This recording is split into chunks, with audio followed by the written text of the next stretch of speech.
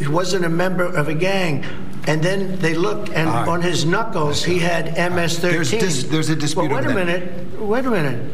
He had MS-13 on his knuckles tattooed. Oh, he had some tattoos that are interpreted that way. But let's move on. Wait a minute. Hey, Terry. He did not have the letter MS-13. It says MS-13. That was Photoshopped. So let me That was Photoshopped. Terry, you can't do that.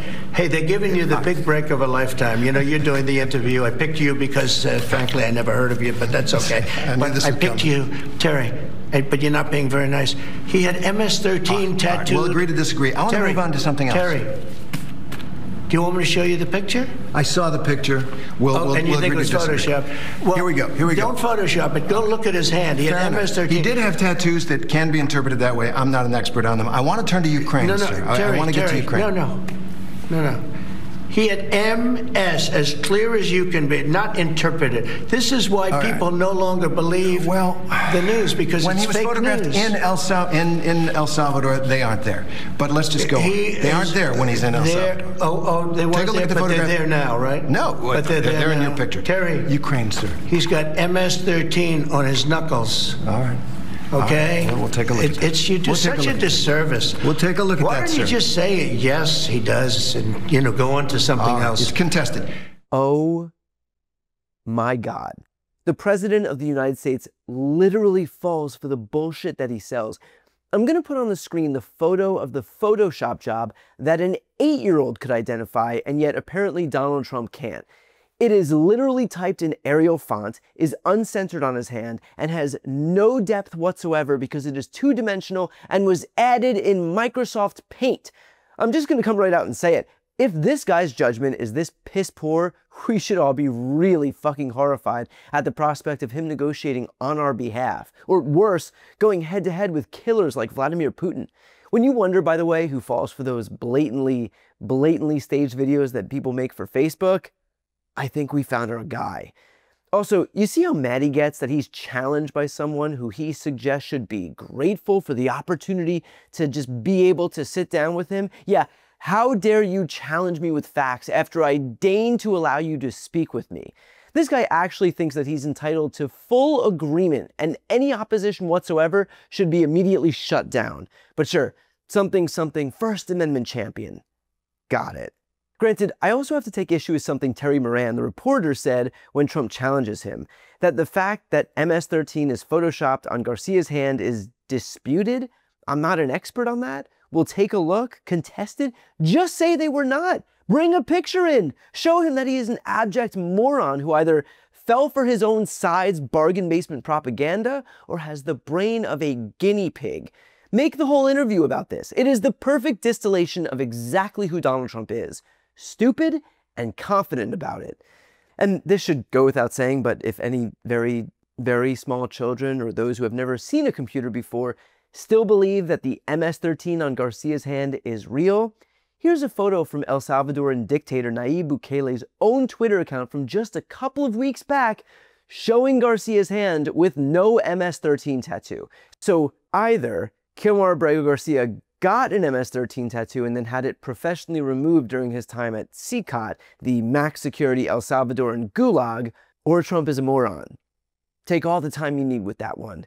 What's craziest though is that Trump's already tried this conspiracy theory before and no one bothered to correct him? Weeks ago, he took to Twitter writing, "This is the hand of the man the Democrats feel should be brought back to the United States because he is such a fine and innocent person. They said he is not a member of MS-13, even though he's got MS-13 tattooed onto his knuckles, and 2 highly respected courts found that he was a member of MS-13, beat up his wife, etc. I was elected to take bad people out of the United States, among other things. I must be allowed to do my job, make America great again." And then he posted this photo of Abrego Garcia's hand, again showing 4 symbols and MS-13 above them. Now, clearly, the MS-13 was added as a way for Donald Trump to be able to interpret the symbols that he's being told represent MS-13.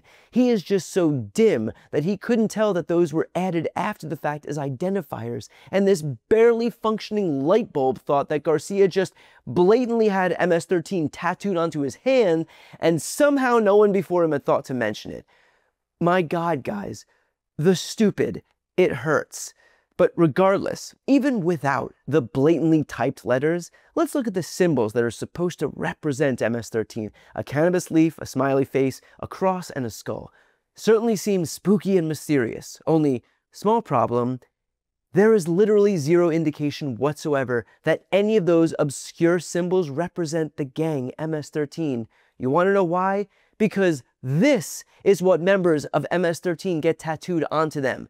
They're not looking for cute little symbols to hide up the letters and numbers because they literally have no qualms about just writing MS-13. And sometimes it's really big. I don't know about you, but I'm not exactly seeing a whole lot of discretion and subtlety when it comes to the tattoo habits of these gang members.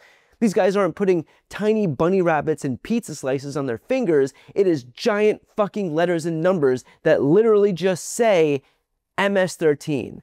In fact, Oscar Martinez, the author of the book The Hollywood Kid, The Violent Life and Violent Death of an MS-13 Hitman, took to Twitter and wrote, "I covered MS-13 for over a decade. Its history, crime, symbolism, cruelty, pacts with Salvadoran governments. I wrote a book about it. Never, ever did any of the hundreds of sources I spoke to say anything that would allow us to believe Trump's strange interpretation of tattoos." In other words, the actual tattoos of MS-13 gang members negate the theory being floated by Trump. Experts on MS-13 don't know what he's talking about, and of course all of this comes from a guy who is outright desperate to try and get some traction among the lies he's spewing as it relates to Kilmar Abrego Garcia. And if you don't believe me, just listen to Trump here. As you know, the Supreme Court, after we get out all of the fake news from CNN and all these other people, we won that case 9-0. Mm-hmm. And basically that's really a decision that will be made by the government of El Salvador. Because that's where, I assume that's the one you're talking about. Yes, he's from El Salvador. Staying there, and he's from El Salvador. So that's a decision up to El Salvador. Okay. But it's interesting because we won that decision 9-0 in the Supreme Court. And if you listen to the news, you wouldn't know that. Right. You would really have no idea. Fair enough. So it's up to El Salvador. Okay. Trump says that he won the Supreme Court case 9-0, which is not true in that he lost the Supreme Court case 9-0. In other words, he is so desperate to give oxygen to literally any narrative he can find that he will outright rewrite history when it comes to a Supreme Court ruling, taking a victory lap over a unanimous loss. And when that doesn't work, he'll simply invent meaning to a weed plant tattoo to suggest that it's gang-related. If you've got a shopping bag with a smiley face on it because you just bought groceries, for example, do you get sent to El Salvador? How about crosses? When does Caroline Leavitt get deported? After all, let's not pretend that that cross is anything other than a clear and obvious gang sign. If all of this sounds really stupid, then you agree. This whole conspiracy theory is almost as dumb as the guy who fell for an even dumber conspiracy theory. So look, I know that I've made a lot of fun here, but in all seriousness, the fact that the President of the United States, the guy with the nuclear codes, cannot identify a picture with a Photoshop so basic it could have been done on a Windows 99 desktop should give us all serious pause. This is someone without the requisite tools or judgment to fulfill the duties of his job. And the people around him who are too afraid to tell him the truth are doing him and the rest of the country a disservice by allowing him to humiliate himself in front of the entire country and world. At this point, if one thing is clear, it is that the emperor has no clothes. Before you go, if you enjoyed this content and you want to see more and support independent media, please subscribe to this channel. The subscribe button will be right here on the screen.